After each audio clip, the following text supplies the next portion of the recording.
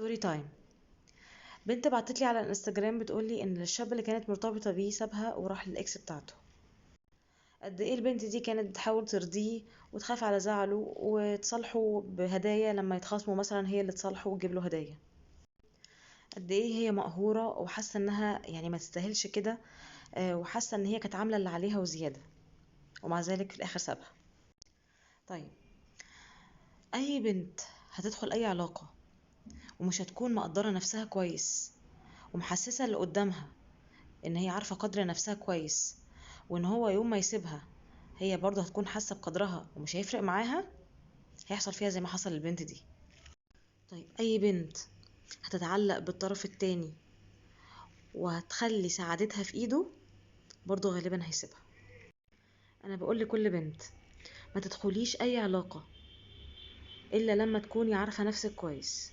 اعرفي نفسك كويس وحبيها وتقبليها. ما تخليش حبك لذاتك وثقتك بنفسك مستمدة من اي حد. ليه؟ لان الحد ده ممكن يروح ويجي، يعني ممكن في لحظة يمشي. ففي اللحظة دي البنت ممكن تضيع، ممكن تنهار، لان هي ربطت سعادتها وثقتها في نفسها وحبها لنفسها بشخص تاني، والشخص ده مش دائم اصلا. الدوام لله وحده. ما تنخرطوش في علاقات عاطفية وانتوا لسه متعرفوش حاجة عن الدنيا. لازم تختبروا الدنيا، ولازم تسافروا، ولازم تجربوا حاجات لوحدكم، لازم تعرفوا الاشخاص وشخصياتهم. مش اي حد كده يجي يقولكم كلمتين حلوين في الاول صدقوه. لا، الدنيا اعمق من كده بكتير، والناس مش طيبين قوي زي ما انتم متصورين. لازم تكونوا شخصيتكم، لازم ما تخشيش اي علاقه غير وانتي شخصيتك متكونه. ما تكونيش شخصيتك جوه العلاقه، لا، لازم تكوني مكونه شخصيتك الاول علشان ما تخليش اي حد يضحك عليكي. ولو انتي في مشاكل او عندك اضطرابات او عندك ايا كان في حياتك، ما تستنيش ان حد يجي ينقذك. ما تستنيش ان يجي راجل ينقذك، لان مفيش راجل منقذ.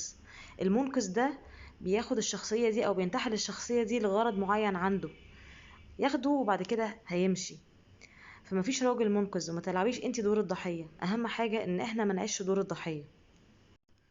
وفعلا انصحكم ان انتوا تقروا كتاب الدكتور محمد طه، علاقات خطرة. بجد الكتاب ده هيفرق معاكم كتير جدا. بيشرح سيكولوجية العلاقات بطريقة عميقة جدا، هتفهموا منه حاجات كتير. ففعلا اقروا اقروا اقروا. نموا عقلكم. ثقفوا نفسكم قبل ما تخشوا اي علاقة عشان تكونوا واعيين، وما تنخدعوش ومحدش يضحك عليكم.